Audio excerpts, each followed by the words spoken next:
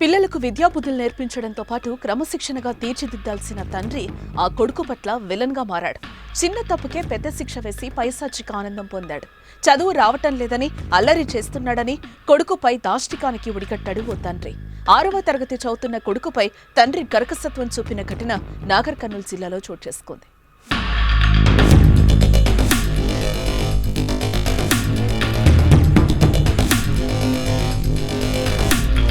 నాగర్ కర్నూలు జిల్లా కొల్లాపూర్ పట్టణంలోని ఓ కాలనీకి చెందిన బాలుడు స్థానిక పాఠశాలలో 6వ తరగతి చదువుతున్నాడు.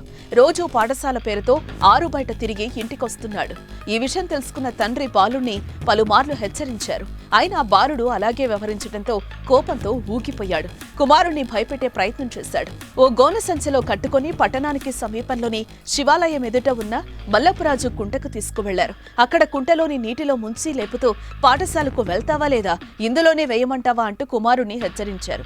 ఇంతలో అటుగా వెళ్తున్న కొందరు తండ్రిని మందలించడంతో భయపడి పారిపోయాడు. వెంటనే వారు స్థానిక పోలీస్ స్టేషన్ కు సమాచారం ఇచ్చారు.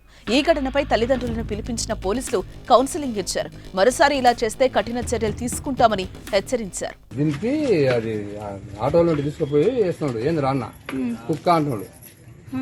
అన్నాక నేను చూసి దగ్గరకు వాడు ఎక్కిపోతున్నాడు. అతను లేచి కాలుతో దొక్కిండు, ఎక్కిపోతున్నాడు. నేను చూస్తే వడ్డీ డాడీ నేను బడిపోతా అంటున్నాడు. అంటే అది తీసి నేను ఈ పొజిషన్ పోతే అది గీతాలు వస్తలేదు చేస్తలేదు.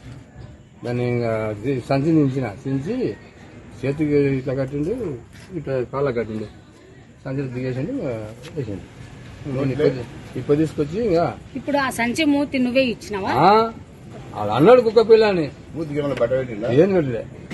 వాళ్ళు అర్థనే ఉండగా నీళ్ళలో వేసిండు. ఇంత ఎత్తుకుని పోయింది. నీళ్ళు కొన్ని నీళ్ళు వేసిండు. ప్లాస్టిక్ కవర్ బియ్యం గోనకండి.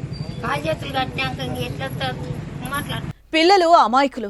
వారికి ఏది మంచో ఏది చెడో తెలీదు. మనమే దగ్గర నుంచి ప్రేమతో ఓపికతో చెప్పాలి. అలా చెప్పితే అర్థం చేసుకుంటారు. కానీ మాట వినడం లేదే మూర్ఖపు కోపంతో నీటిలో ముంచితే ఎలా? ఏదైనా జరగరానిది జరిగి పిల్లోడికేమైనా అయితే అప్పుడు ఎవరు బాధపడాలి అంటూ ఈ విషయం తెలిసిన వారు హెచ్చరిస్తున్నారు.